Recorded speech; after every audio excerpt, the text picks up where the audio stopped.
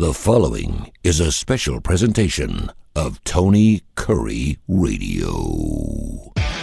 Hope you just enjoyed that riveting Need to Know. I still have the chuckles. I think soccer sucks. I think we said our between soccer sucks and Texas sucks. I think we've got enough sucks for 2025. You gotta be really bad to get the Kip Keefers. This sucks. Yeah, I mean, because you're a pretty clean guy, considering you talk a lot of politics and you're on a format, obviously a Tony Kurre format, where you can say anything you want. I don't care. Yep. Yeah, whenever you say a cuss word, I know that you're getting fevered up. But you're on the front porch. You're getting after it. Well, I could use a F word to describe how bad it sucks, but I don't do that. I try to treat this radio station and every radio station I've been on, whether it's Jocks or anywhere else, and I know you do the same thing. I try to pull a Jerry Seinfeld in that. I try to keep it as clean as possible. Yeah. Because that way, when you do use a word like that, it means something. You know, if you're up there cussing left and right, and some comedians do that, it's part of their act. I get that, and I laugh at it. It's fine. But if you're one of those people that uses it and you're using it from an obligatory standpoint, that is the standpoint, just try to get a response, it doesn't work.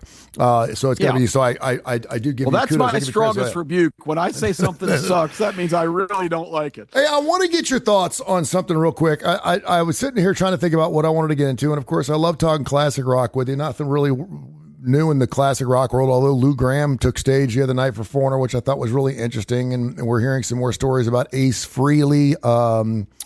I normally don't like to talk about someone after they're dead, but Ace Frehley passed away several weeks ago. He actually fell down some stairs, got blunt trauma to his face, his hips, and now Gene Simmons is coming out and said, I can guarantee you he was imbibed. He was doing something he probably should not have been doing. Now, wow. And you know what? I mean, he just died, right? I mean, I don't really want to hear that.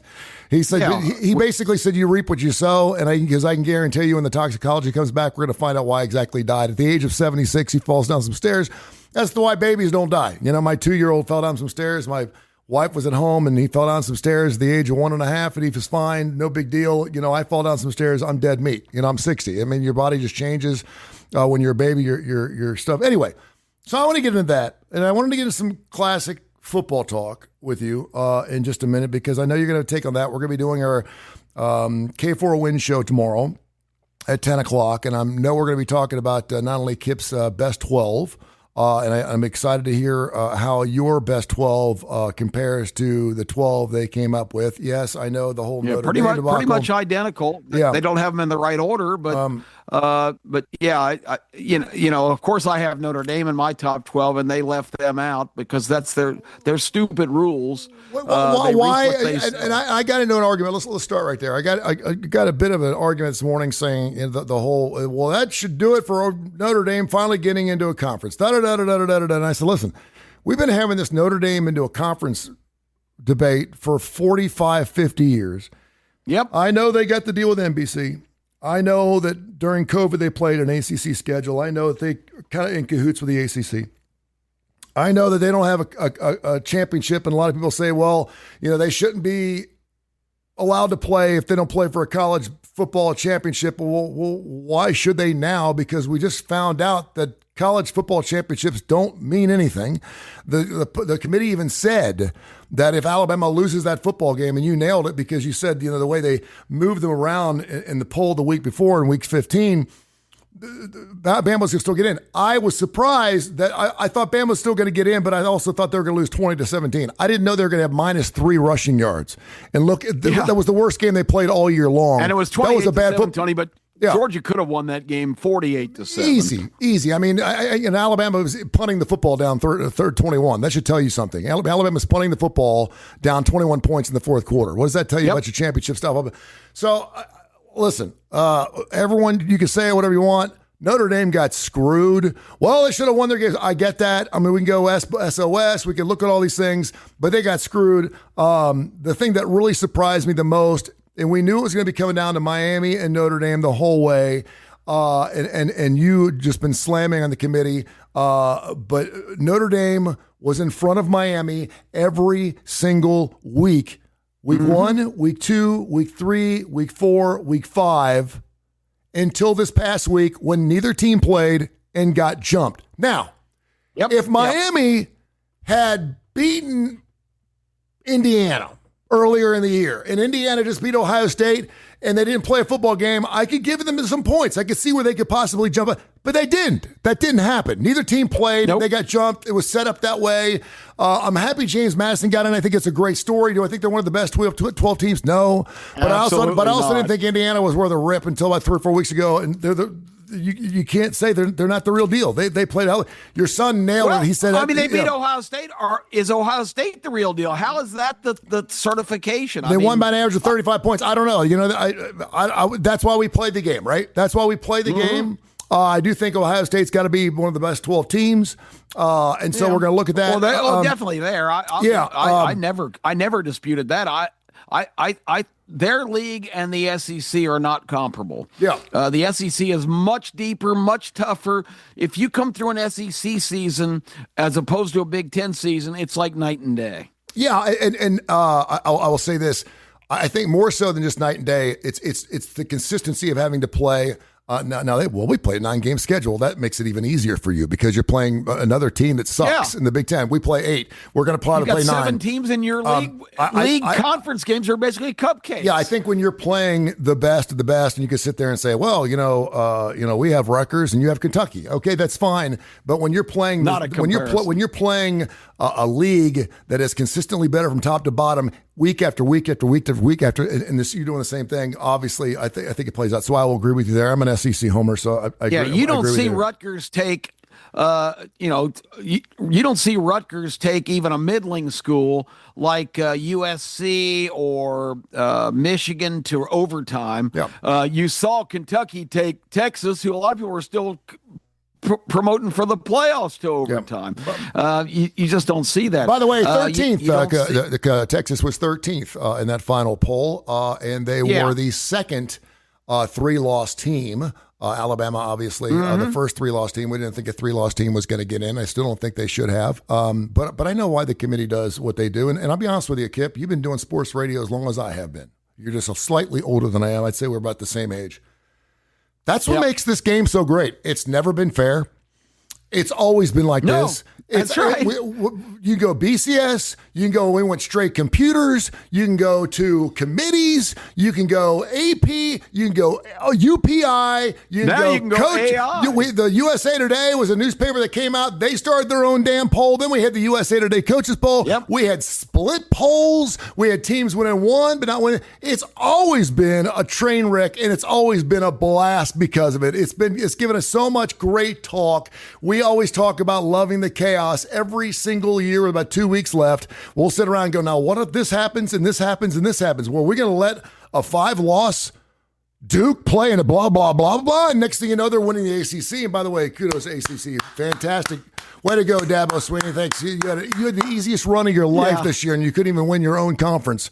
It's a lot of fun. And I know a lot of people are saying, well, this is definitely another reason why we have to go to 16. We're going to have the same problems because we're going to be looking at number 16, number 17. We're going to go, why isn't a 4-loss team? It's going to happen. But I will say this. I love it. I think it's great. I love the seat of the debate. I know how pissed off Notre Dame is. I know a lot of Alabama fans have a smirk on their face right now. They're just kind of looking down the floor saying, wow, I cannot believe we actually got in. Kalen DeBoer probably saved his ass, probably saved his job. But yeah, it's just great. It's great talk. I love it. I love it. Yep. And you see it gets boiled up again with the AP poll that came out. Georgia is number 2 in the AP poll, but not in the college football playoff poll. No. Ohio State, despite losing and not being the conference champion in the second, arguably, I guess it's the second best conference, but they're still number 2, according to the experts in Grapevine. Georgia, who won the SEC, the toughest conference, they are a conference champion, and they're behind the runner-up in the Big Ten, Ohio State, as is Texas Tech. All those teams have one loss. Georgia and Texas Tech have conference championships. Ohio State doesn't. AP, the writers put Georgia number 2 and Ohio State number 3 the way it should be. I had Ohio State number 4. I think Texas Tech winning the Big 12 ranks over their runner-up status in the Big 10. But that's like you say, that's the fun of it. That's the debate. And when Ohio State loses, then guys like me can jump up and down and say, see, I told you so.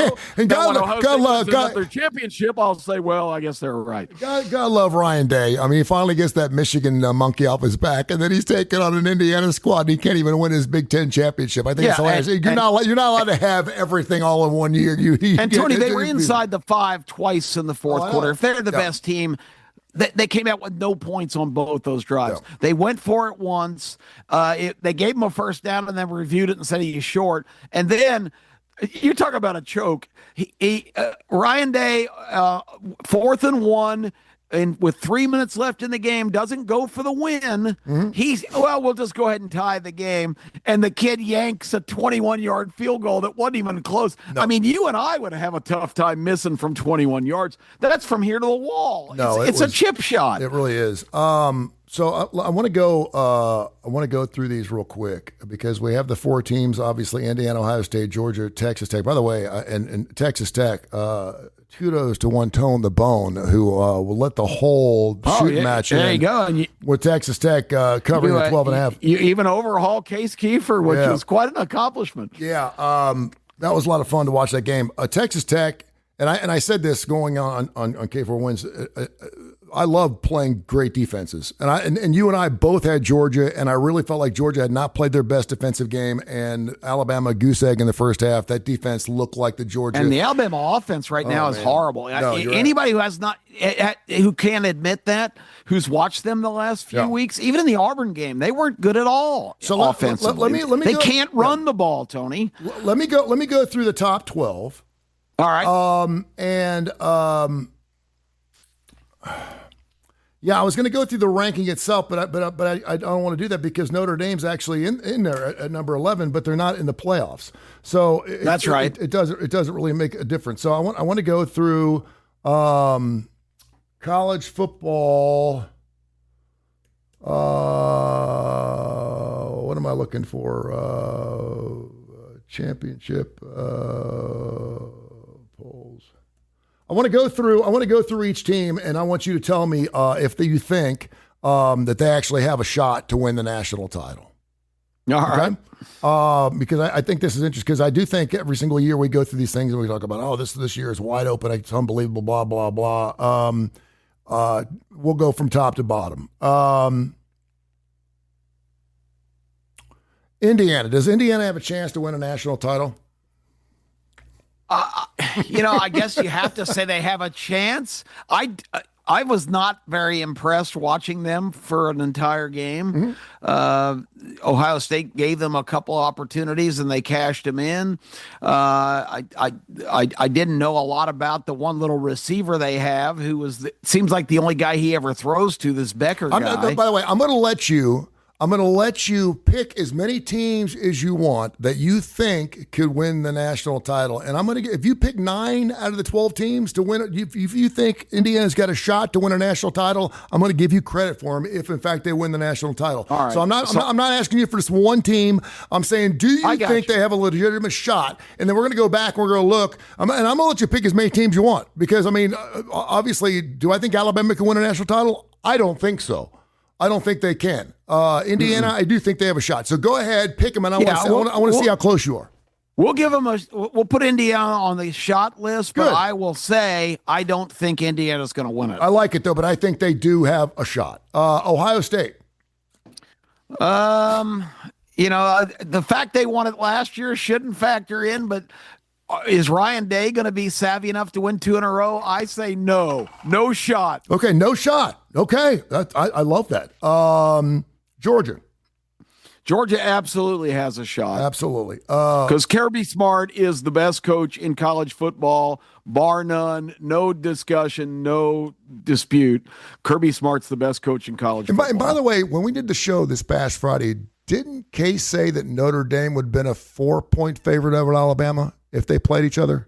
On a neutral field. On a neutral field. So, and we're going to have his numbers too. I want to know what are the top 12 best betting teams? People, that doesn't make sense. How could Notre Dame right now on a neutral field will be a 4-point favorite at Alabama, which should tell me that Notre Dame should get in. Alabama shouldn't. I'm glad Alabama's in, but they get yeah. Texas Tech. Could they win the national title? I say absolutely. Yes. I do too. I think that is a sleeping dog right now. I think they're playing fantastic. That's the one football team that no one's talking about. Finally, some eyeballs got on them this past week. And if you were watching that game, you thought you were watching the BYU game just several weeks ago when they lost 20-7. It was exact same game. They had problems in the red zone. They got in a couple more times. But it was exact same game. And let's give BYU its props, Tony. This is a really good team. It is. This is a team with huge guys. With the quarterback is not really a deep threat guy, but he runs the Shabrock-Hammer or whatever his name is.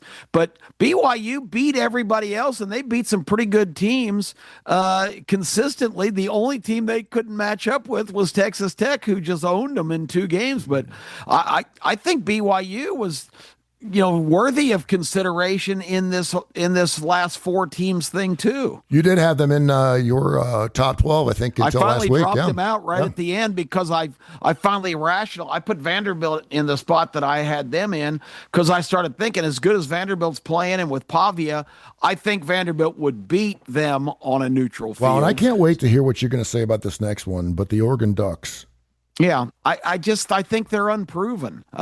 They showed me a lot. I thought they would lose one of their last 2 games. They had 2 of the middling Big Ten teams to have to play, USC at home and Washington on the road. I thought they would lose one of those games. They showed me something by beating both of those decent teams. And I'm not going to say good teams. Those are decent teams. Yep. But that was a pretty tough 2 games to close the year on. Their other signature win was Penn State. And I'm sorry, all due respect, Penn State, and Yankee female sports writers, that they have some really good dudes on that Penn State team. Those really good dudes lost 6 games in a row and went in the tank. So I do not give Oregon credit for beating them in overtime. So Oregon's a mystery to me. Of course, Oregon ends up in the all-time Garden spot because they host James Madison in the opening round. So it's a guaranteed win. But then they got Texas Tech. They got the Red Raiders coming up after. That's going to be a hell of a matchup. That's a lot easier draw than teams like Georgia would have, who would play Ohio State in the semifinals. Yeah, and to show how much respect James Madison is getting, what is it, 20 and a half? Is it line? Is that what it is? Yeah. It's that's not enough. I agree with you, and I think everyone in the world's taking James Madison. Are you kidding me? James Madison, playoff team, 2020. Go ahead. And we'll get down to them in a minute. Yeah. And I'll give my James Madison take. Absolutely. All right. So far, Indiana, Georgia, Texas. Oregon, no chance. Oregon, no shot. Ole Miss. If it hadn't been for all the Lane Kiffin, I think Ole Miss, I had them high in my poll. I had them number 5 and Oregon number 6. The offensive powerhouse that Ole Miss is the most explosive team in the entire tournament offensively. Their defense is not a championship defense. And now Pete Golding, who our colleague legend, pretty much single-handedly ran out of the state of Alabama on his Pete Golding rants. I think he even drove him to the border when he left Alabama. With Pete Golding as the head coach at Ole Miss, I think they would have had with Kiffin a real shot at maybe getting to the championship game. Now they have no shot because all the turmoil. They have no shot. Okay, so Lane Kiffin makes the big difference there. That'd be the 6th seed. A&M. I'm hoping you're saying no. A&M is not going to win a national title, right? Yeah, we kind of knew what they were before the game against Texas. I hated Texas all year. I even put the stamp Texas sucks on. I picked Texas to beat them in the game in Austin because they got a lot of credit for the coming back and beating South Carolina when they were down 30-3. That was more South Carolina trying to sit on the lead. But the fact that they were down 30-3 at home, a game that had so many implications, and allowed themselves to get into that predicament against a team that at the time was 3-7, that's inexcusable. That told you right there. I can't believe Shane Beamer kept his job after that game. I cannot believe. I'm calling him Shane Bummer now. I cannot believe he kept his job after that game. And I think they just made a calculated decision of, if we get rid of him, who are we going to get? The shelf is empty. So I don't know, but no, I don't think Texas A&M is a contender. Sneaky. Favored by 2 points over our Alabama Crimson Tide, the 8-9 matchup. By the way, I absolutely love. I can't wait till we get to 16 because this reminds me of March Madness. I just love bracket challenges, bracket football. I love all this bracket stuff. Oklahoma. Yep. Unless John Mateer comes back to form and do they have a shot? Do they have a shot at winning a national title?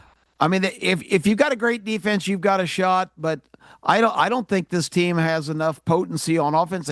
They're like Alabama. They can't run the ball. That Alabama Oklahoma game might be 13-10, just like the Big Ten championship. So I don't think Oklahoma can win it. I don't think they're a complimentary team on both sides of the ball. Then do you believe Alabama can somehow find that running game and somehow play for a national title?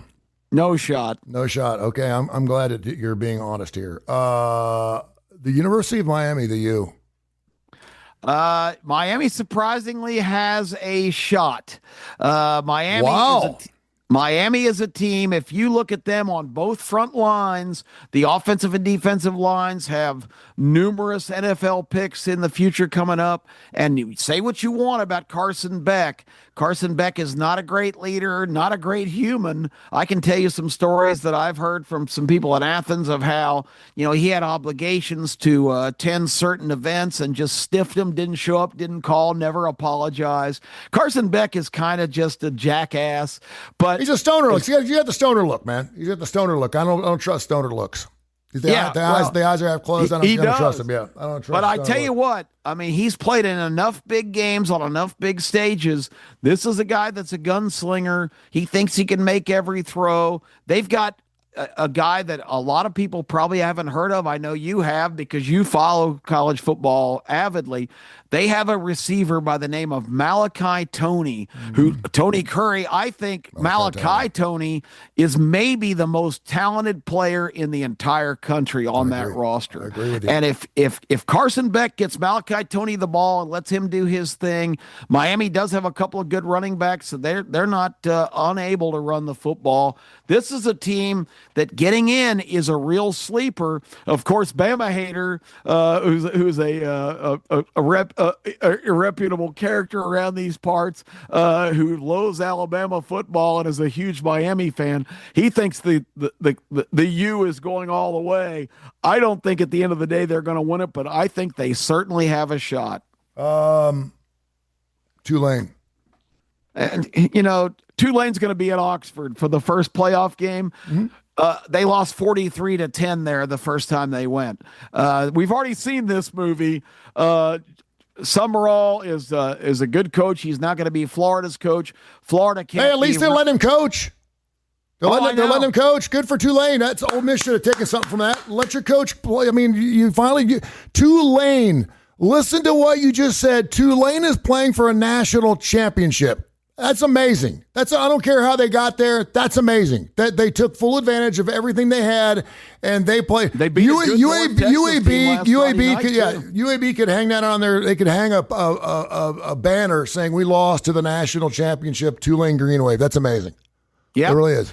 The difference in the Summerall Kiffin thing is LSU has mortgaged the entire state to pay Lane Kiffin $90 million guaranteed.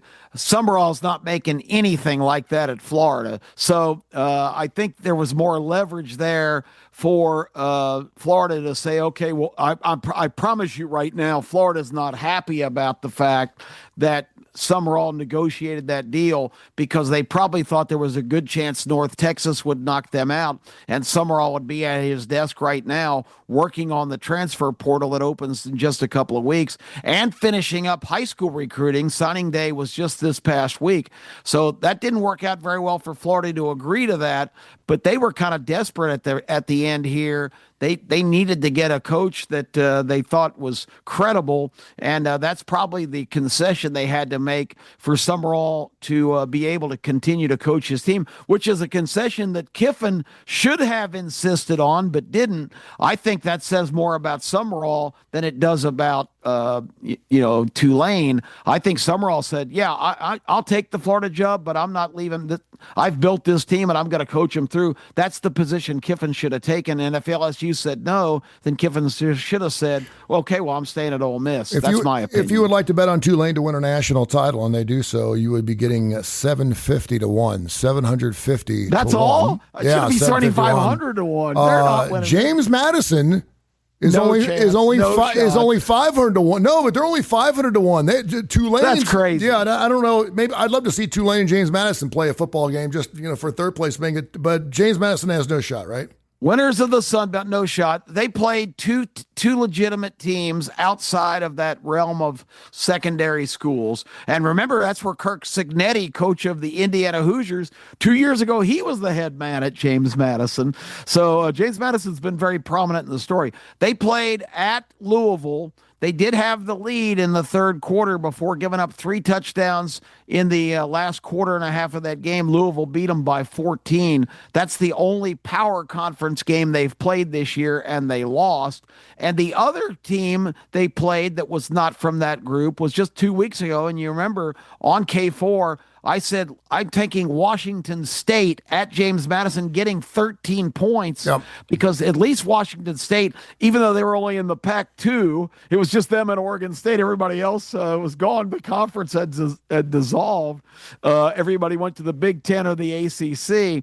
But the bottom line is Washington State going in there as a 13-point underdog, I thought was laughable because at least they play legitimate teams. They had to play James Madison because those teams they and Oregon State had to scramble to find anybody who would play them just to fill their schedule. So they made a ridiculous trip all the way back to the East Coast to play in Virginia against James Madison. And the final score of that game, Tony, Washington State, which ended up being a 5-7 team, I think, James Madison only beat them 2 weeks ago, 24-20. So that tells you right there, James Madison is not competitive on this stage against real teams. All right, then inside 750 to 1 for Tulane, 500 to 1 for James Madison. These just came out, by the way. Yeah. How can James Madison be lower than Tulane? That's crazy. I don't know. Do you want to take a stab at the team that's next, or do you want me to just rip them off to you? Yeah, let's see. Just logically, I would say probably the next highest odds would be Ole Miss. Ole Miss. Ole Miss is 22 to 1. Really? Oklahoma would be next. So it's Tulane, James Madison. Oklahoma's 50 to 1. Ole Miss is 22 to 1. Miami is also 22 to 1. Alabama is also 22 to 1. Wow. If I give you Alabama, Miami, and Ole Miss and some type of trifecta kind of thing at all 22 to 1, I'm trying to think some type of horse, something or other. Then it's A&M. Well, you can include those in your pick 3. There you go. I could do some type of Quinella box or something with A&M. There you go. A&M is 17 to 1. See, that's crazy too because they're just not playing well. Yeah. Texas Tech is 9 to 1. That's reasonable. Oregon is 8 to 1. Mm-hmm. And then we have Ohio State, Georgia, and Indiana. Do you want to take a stab at these? Oh, I'm sure Ohio State's probably still the favorite. They are 220, so they're 2.2 to 1. Based on what? They played the worst schedule of any of these teams we're talking about. Well, they just beat Indiana, and Indiana's got further odds. Well, Indiana beat them.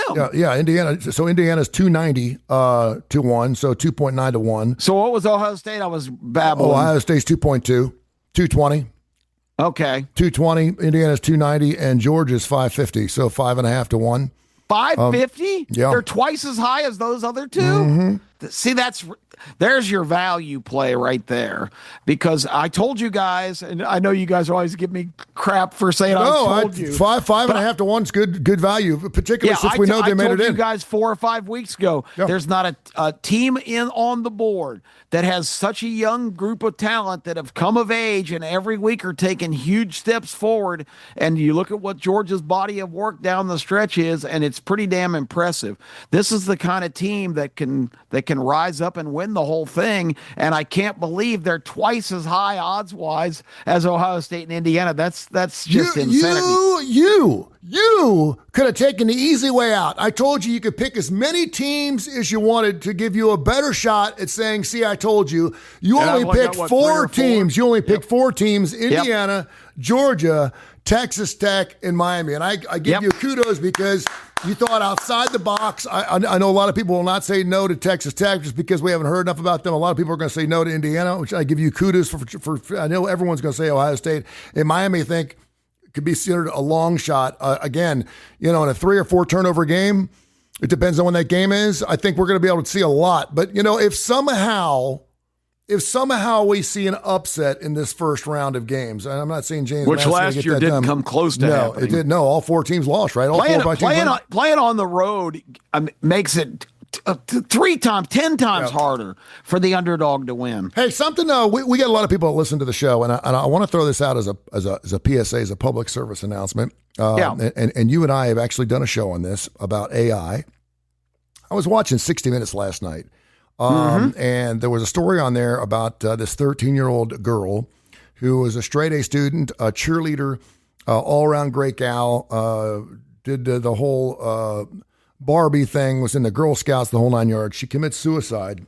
Oh my gosh! Late last week, and her parents. She had braces. She was well taken care of from an affluent neighborhood. Had a brother and sister. Her mom and dad loved her to death. Great, hardworking people. Got a hold of her phone and found out that she'd be having these extravagant, very dark conversations with caricature AI.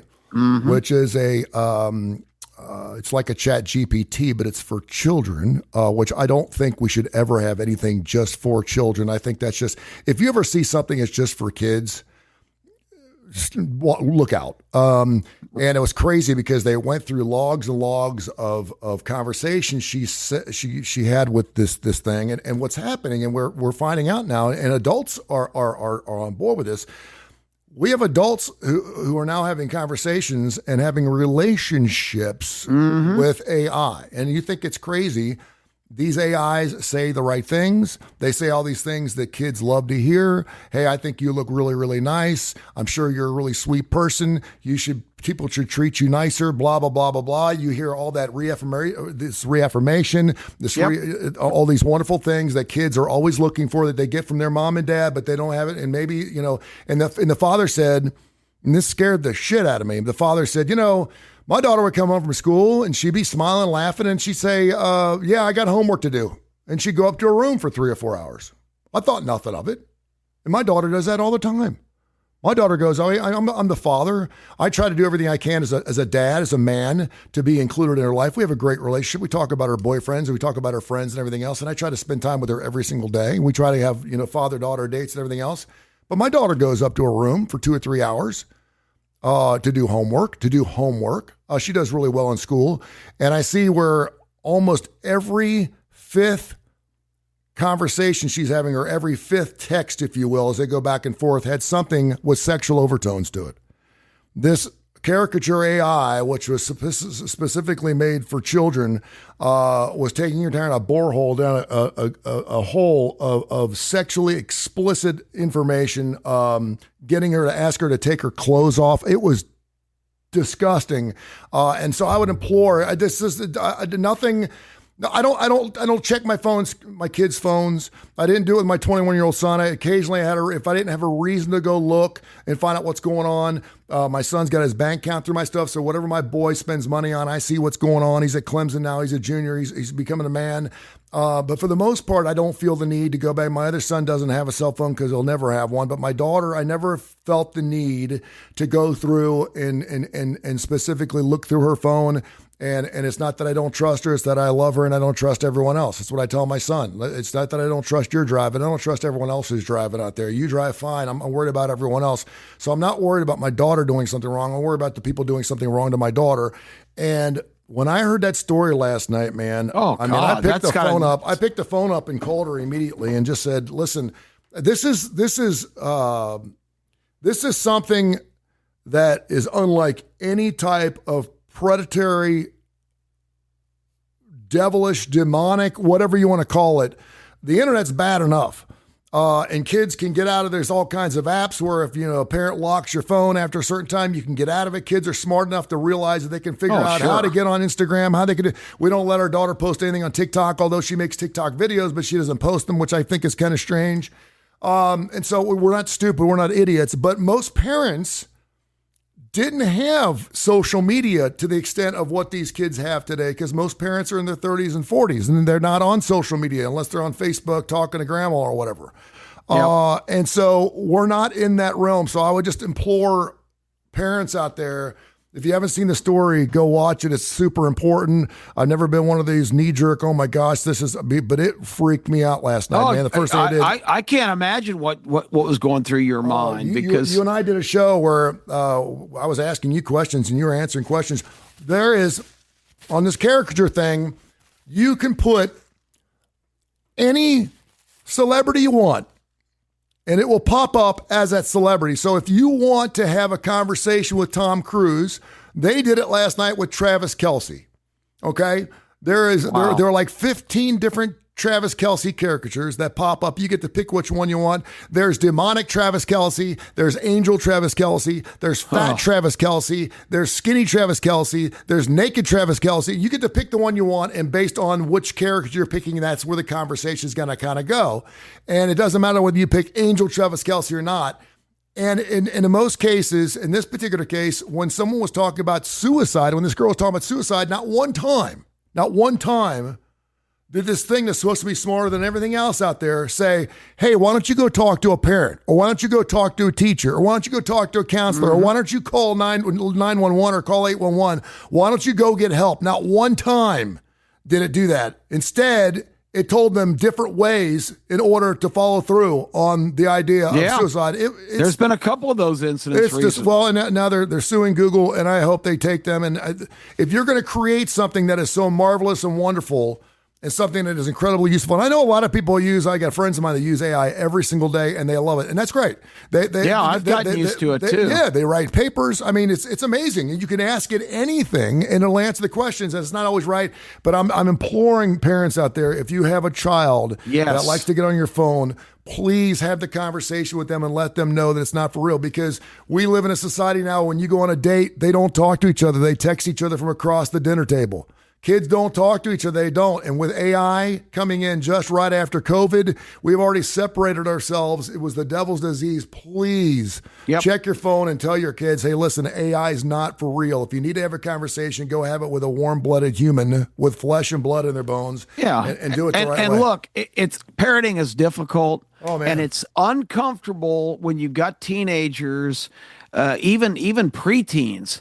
You have to establish a communication line. It's so much easier as a parent to just say, well, this isn't a comfortable subject to talk about, but you've got to establish a communication line where you're not afraid to talk about substantive things and get your kid to talk to you about those things. It's one of the hardest parts of parenting. And that's what the AI stuff, Kip, the AI stuff was telling this girl, don't tell your parents. They won't understand. They won't understand what you're going through because they're parents. Who was an honors student who did this recently.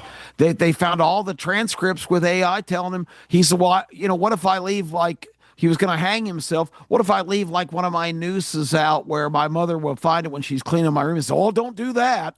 Because he was looking for a way out of somebody to talk him out of it. And these things, which I hope to God that it's gotten somebody's attention, that they'll reprogram these things, because these are artificial intelligence, but they're programmed somehow to, and I use it because with my vision issues, it's so much easier for me to do research now of going in, because this is a conglomeration of everything that's out there on the internet. If I have a question about, an all-time series between two teams and what are the highlights of some of the games in these storied matchups, when I do radio and stuff, I love to have little side angles talking about matchups and things. This gives you the most thorough report, but it's in such a conversational style. And you say, wow, that's a great fact. They go, well, thank you. I mean, it's back and forth. It's substantive conversation. it's not just you would never in. know it. You don't know it. And I mean, I've been on it. Within seconds, you think you're talking to a real person. And you know why? Because for the most part, we're doing all kinds of chat. Now, you go to any website, you don't talk to a real person. You talk to either a robot or someone that's in a chat room. And then sometimes they're real, sometimes they're not. I'm betting most times they're not. And so we're used to doing that conversation and having these things answered for us, and even robotically through the phone. No, this thing told her that if she was going to write a suicide letter, to do it in red ink. Oh my God! She wrote her suicide letter in red ink because they were like, "Well, she don't write. How did she get a red ink pen?" She went and bought a red ink pen just so she could write this thing down. I mean, it's super scary stuff. And the thing is our country is free, and as wonderful as we are way too young and way too stupid. We're like a 2-year-old being told to keep our hands out of the cookie jar.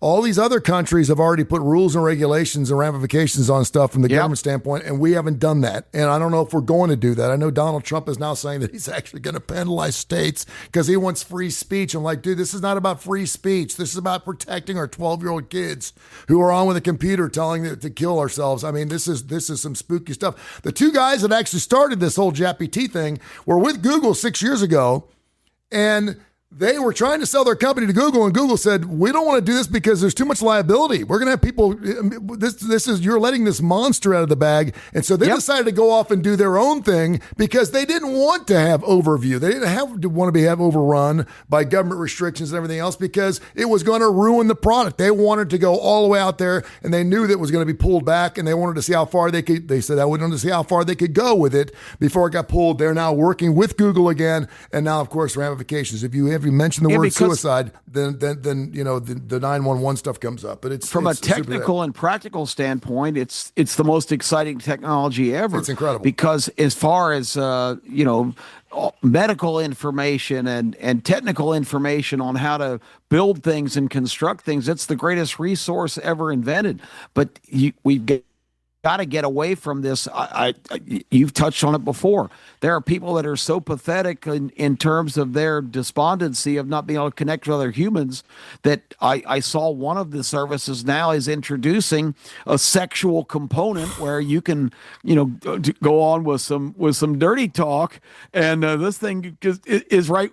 It fosters these pseudo relationships, which that is not healthy. No, and ask Aljar, and this so easy to get around the lies. I mean, it's this and this particular, again, this thing was particularly created just for all ages. Not, I'm not gonna say not for children, but it was created for all ages. It was rated G. Yeah. It was rated G, is what it was. And so I haven't heard of the caricature thing. That's it's hauntingly scary. And you, as the father of a teenage daughter, I can't imagine how traumatic that is to just think about, what do I do? Yeah, no, it's scary stuff. It's super hard being a parent, but you know what, Kip? It's even harder being a child right now. It is. I'm so glad. I'm so glad we didn't have the internet. I mean, our lives were not very complicated. No, you and I would sit there and look at each other for 4 hours Thursday afternoon after school and say, "What do you want to do? I don't know. What do you want to do? I don't know. What do you want to do? Let's play ball." And then next thing we played ball till it got dark. We went inside, watched Happy Days, and went to bed. Batman.